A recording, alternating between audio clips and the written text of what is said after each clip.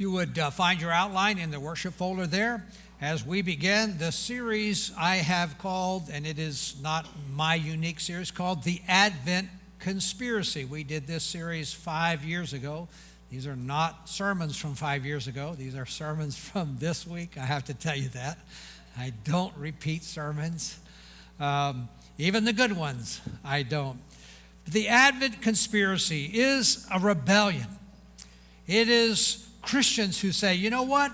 We have lost Christmas, and we need to take Christmas back. And so we'll be looking at 4 themes in this series of messages. So the Advent Conspiracy is to do Christmas differently. The 4 themes, and we'll be lighting the 4 candles. Worship fully, that's today. Spend less, that's next Sunday. Be sure and come for that one. The 3rd Sunday, give differently. And last, love all. And so those are the themes of the Advent Conspiracy. But let's talk about why there is a need for a conspiracy to take Christmas back. And that's because Christmas has been hijacked by our consumer culture. I don't think you will disagree with me when I say that. Because the media has convinced us that the best way to express love is by giving somebody a gift, by spending money buying gifts. And I don't know about you, but unless your birthday is actually December 25th, you have to remember that it's not your birthday. There's a book with that title. It's not your birthday. Right, it's Jesus' birthday, and that's the day we celebrate it. But marketing has done such a job on us that we have, Americans, we have come to believe that more is better, that bigger is better, and we have become addicted to things, to possessions, to stuff. And that's why there's this stress of having to buy things to express our love at this Christmas time, and it has infected us. We are consumers, right? That's what they call us. And it has entered the Christian community as well, and it is a kind of idolatry because it distracts us from the true reason for the season. That's the first reason. Our culture has also put a chilling effect on our ability to tell the story, because today you really don't have nativity scenes in public like you used to, right? They're outlawed. And last year I did the tour of the Fab 40s, that 10-block area in East Sacramento. It's got all the great decorations. And I paid attention to how many nativity scenes I saw. And out of 10 blocks, I saw one. Saw lots of reindeer and Santas and Frosty the Snowman and all that stuff, but one nativity scene. How is that possible? One nativity scene. Here's why. If you want to raise the screen a little bit, we used to have a nativity scene on the front lawn. Remember that? A few years back. We've had 2 nativity scenes out there. You know why we don't have one anymore? Because they get vandalized and stolen. That's why. And so this is what's left of our nativity scene. That manger scene stays inside here, but I have 1 shepherd and 2 sheep left. That was left, and that's why I don't put it out there, because that's what happens. And yes, we could spend several $100s and buy a new nativity scene and put it out there, but there are people out there who don't want it out there, and they will vandalize it. I mean, they cut Jesus right out of the manger and took him, you know? And then 1 figure every night was gone until we had 1 shepherd and 2 sheep. That's it. And so even though we would buy and replace it, then something's probably going to happen. That's the risk we take. But it is that culture that somehow doesn't want the nativity story to be out there. Second, thirdly, we live in a culture that is pluralistic. And when that comes to religion, it means that our culture now says all religions are created equal, therefore all religions deserve equal time, especially in the classroom at school. And so what does a teacher do? If I don't give all religions their Christmas time, how do I do that in my classroom? And so they opt to say nothing. They say, well, then I'm not going to talk about any of them, and I'll talk about Frosty the Snowman and the winter solstice instead. And that's a reality that we have to live with too, that we live in a land of religious pluralism. But consumerism has consumed us, and it has created this frenzy of shopping. And I looked at the numbers, and I said to them last night, Black Friday, $5 billion was spent. Billion. Cyber Monday, $5.5 billion online alone in Christmas purchases. And I have an app on my phone. eBay sends me 2 or 3 every single day of discount coupons, to go and buy. I mean, this is the culture, and it has got us crazy, distracted from the true meaning of Christmas. And so it's time to rebel. It's time to take Christmas back, because it is not the mall's job to tell our story. It is our job to tell the Christmas story. And so today and every Sunday, we're going to talk about the Christmas story. And so I've chosen for today the passage out of Luke 1 through 12, the visit of the Magi. And after Jesus was born in Bethlehem in Judea, during the time of King Herod, Magi from the east came to Jerusalem and asked, "Where is the one who has been born King of the Jews? We saw his star when it rose and have come to worship him." And when King Herod heard this, he was disturbed, and all Jerusalem with him. And when he had called together all the people's chief priests and teachers of the law, he asked them where the Messiah was to be born. They replied, "In Bethlehem in Judea, for this is what the prophet has written. But you, Bethlehem, in the land of Judah, are by no means least among the rulers of Judah, for out of you will come a ruler who will shepherd my people Israel." And then Herod called the Magi in secretly and found out from them the exact time the star had appeared. And he sent them to Bethlehem and said, "Go and search carefully for the child. And as soon as you find him, report back to me, so that I too may go and worship him." And they had heard the king. They went on their way, and the star they had seen when it rose went ahead of them until it stopped over the place where the child was. And when they saw the star, they were overjoyed. And on coming to the house, they saw the child with his mother Mary. Then they bowed down and they worshiped him. And then they opened their treasures and presented him with gifts of gold and frankincense and myrrh. And having been warned in a dream not to go back to Herod, they returned to their country by another route. I start with this reading because it really does put the focus upon Jesus Christ.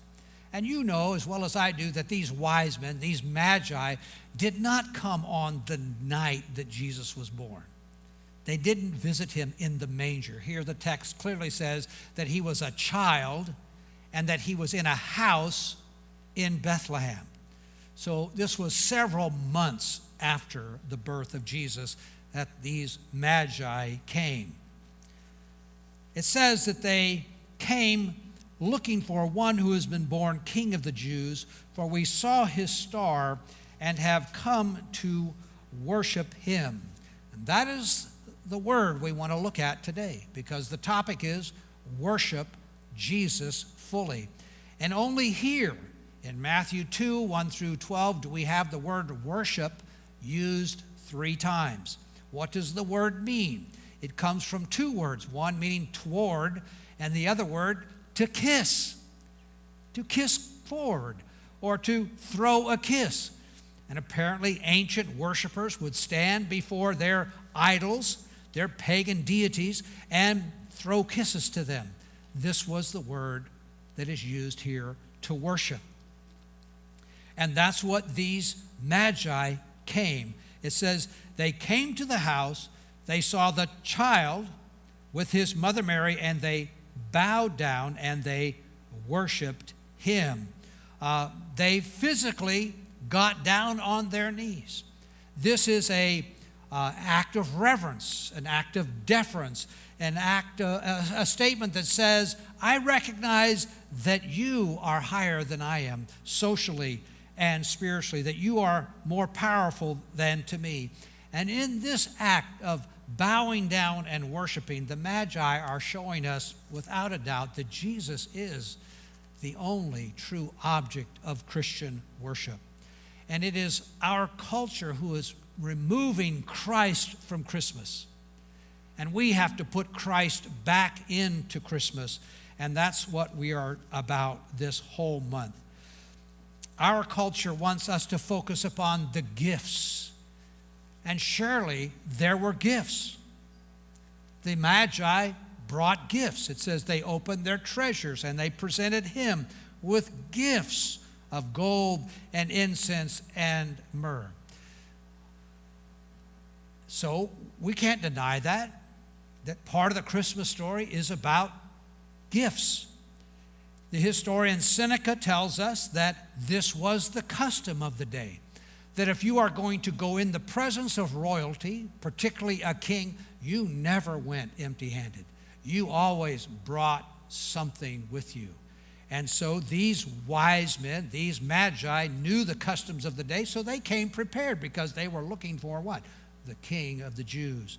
And so it was absolutely appropriate for them to bring these gifts. What did they bring? Gold, the precious metal. I mean, it is valuable even to this very day. Some people buy gold as an investment. But gold was given to indicate the kingship of Jesus. And Jesus was the king. The prophet Micah had indicated that there would be a ruler come out of Bethlehem, one who would shepherd the people of Israel. And so this gold was fitting for such a ruler. But he became king, not only ruler of Israel, but he became the king through his death and resurrection. And that's what makes him not only the king of Israel, but the king of the world. They didn't know that, but we know that now. They brought to him frankincense. This is a sweet perfume that priests use in their temple ceremonies. And Jesus was a priest in the sense that he was the mediator between God and us. He was the bridge between our Creator and all humanity. So it was an appropriate gift. Again, I don't think they understood what they were bringing. And then myrrh is a spice used to embalm dead bodies. What a gift for a king. But again, it predicted that this king, this Messiah, this high priest would die on the cross, and his atoning sacrifice would save his people from their sins. And so it was appropriate that these three gifts match the certain character qualities of Jesus. But our culture, as I said, just wants us to focus on giving and receiving gifts. And they do a really good job of teaching us that Christmas is only about us and about what we get or give for Christmas. In fact, they have done such a good job that my grandson, who is 6, I found him in my living room at the coffee table with this little catalog. Came in the newspaper, I think. I don't know how it showed up in my house, but it's in my house. And he's at the coffee table with this, going page by page, and he has a pen in his hand, and he is circling everything that he wants for Christmas. Okay? He doesn't make a list. Here, Grandpa, just look at the catalog. Everything I circle is what I want for Christmas. And he's 6. So already, what has he learned from our culture? That Christmas is about him and about what he gets for Christmas. And we have to do a better job of telling our kids and our grandkids the true story of Christmas, because the media has already convinced them that the Christmas is just about them and about what they will give and get. And so we're off track. And so the Magi show us that, yes, gift giving is part of the Christmas season, but gift giving is not the reason for the season. Jesus is the only reason for the season. So the Magi got it right. They didn't know what we know about Jesus, but they got it right. They bowed and they worshiped the child Jesus. And that is why we lit the candle here today, because Jesus is the beginning and the end of our Christmas celebrations. Everything we do today and throughout this month is because of Jesus. As I said, the Magi had an understanding of who this child was. We believe he's the King of the Jews. But as we look through our own New Testament, see, we have the value of hindsight. We have the Gospels. We have theologians who help us interpret the Gospel. And we realize that Jesus was far more significant than they could have even imagined. They were just thinking earthly king. But no, Jesus is more than anything else.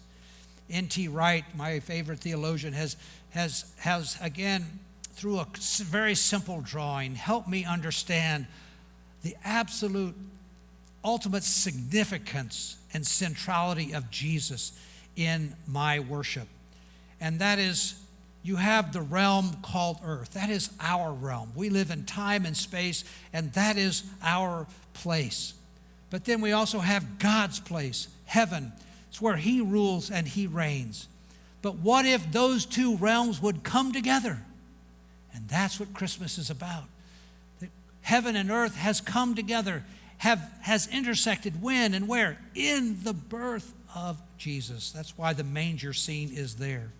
And as Jesus grew up as a boy and as a young man, he entered his public ministry, and people began to say, you know, something greater than a prophet is here. Something greater than a priest is here. Something greater than a king is here. And we put all those together. We realized that Jesus was the ultimate, absolute, unique prophet, priest, and king. All three offices combined in him. He was absolutely the one in whom heaven and earth meet. This is why I call you to worship him fully. Not anybody else. He alone is that person in which heaven and earth have met, and that is why we worship him fully. To reinforce this same truth, John chapter 1. John does not tell the Christmas story. He tells it in philosophical terms of the day. He says, in the beginning was the Word, capital W-O-R-D, and the Word was with God, and the Word was God. And that Word became flesh and made his dwelling among us. That word, that term to non-Jewish people meant the physical, the philosophical concept of logical, rational power that governs the known universe. So it was a very nebulous kind of a thing, an impersonal power that controlled and ordered the universe. So when the non-Jews saw that, the Word, that logical, rational principle that governs the universe was God, and became flesh and made his dwelling among us. To the Jews, the term word would be the one who spoke and things came into existence out of nothing. So it was a synonym for creator. And so both Gentile and Jew would hear this term and would think that, wow, that being of which none greater can be conceived, that creator, that rational principle that governs the universe became flesh, took skin and bones and blood and a human nature and lived among us. This is the Christmas story. And that is why we worship Jesus fully, because Jesus is at the very center of God's plan for us.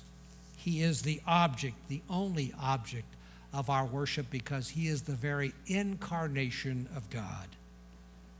And such, the only object, the only person, the only being worthy of our wholehearted worship.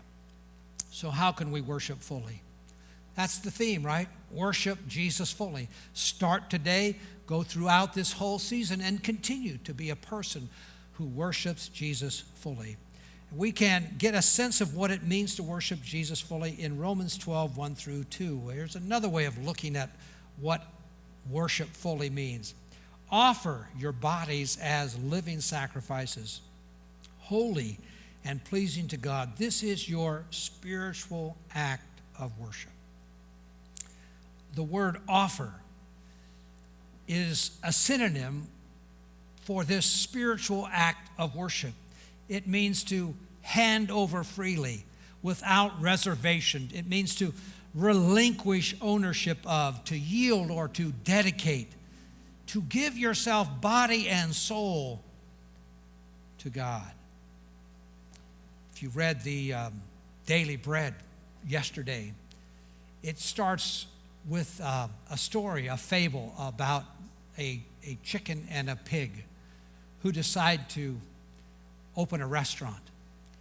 And so they're discussing the menu. And so the chicken says, I think we serve ham and eggs at our restaurant.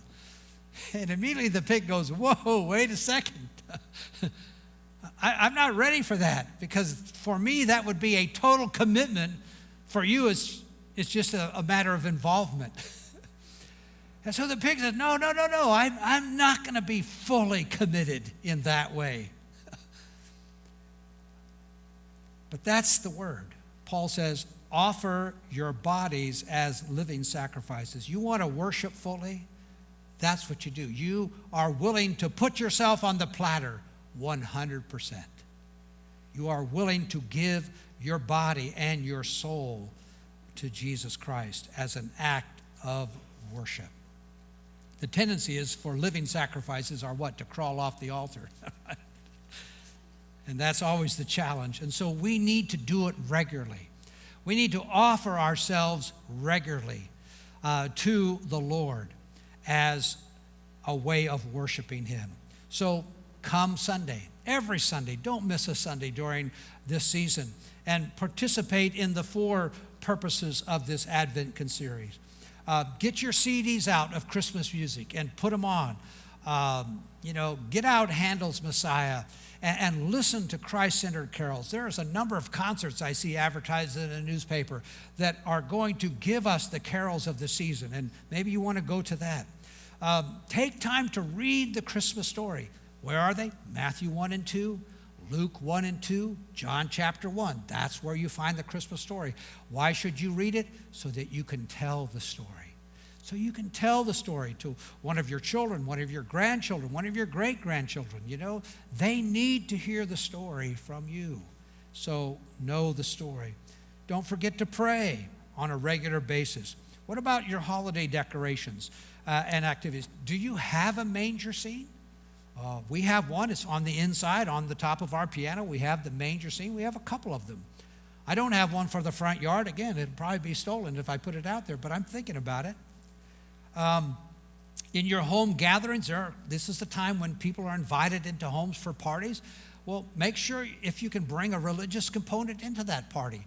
Bring a card, bring a gift, or offer to sing a carol if you can, or bring some truth of the Christian story into that gathering if you are allowed to.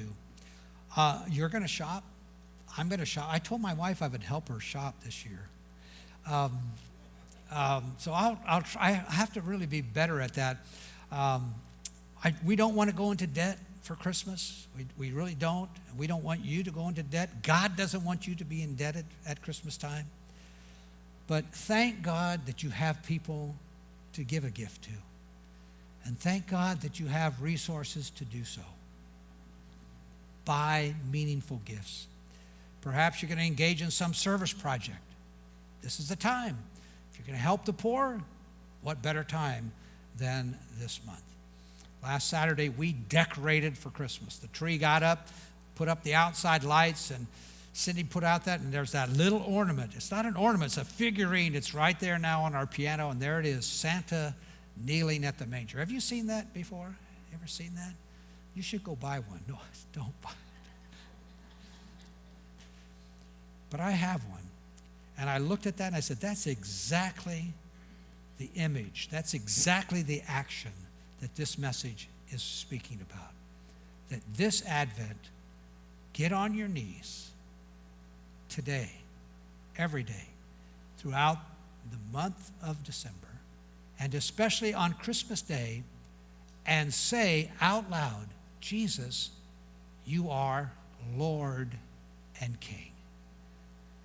That's how to worship Jesus fully. is simply make that declaration every single day during this season. I think it'll make a difference. Lord, thank you again that we could be challenged by these wise men. They didn't know the extent of what they were doing, but we're so glad that it is recorded for us, that we might learn from them, that we too should seek out the Christ child, especially this month, and bow before him and worship him fully. In Christ's name, amen.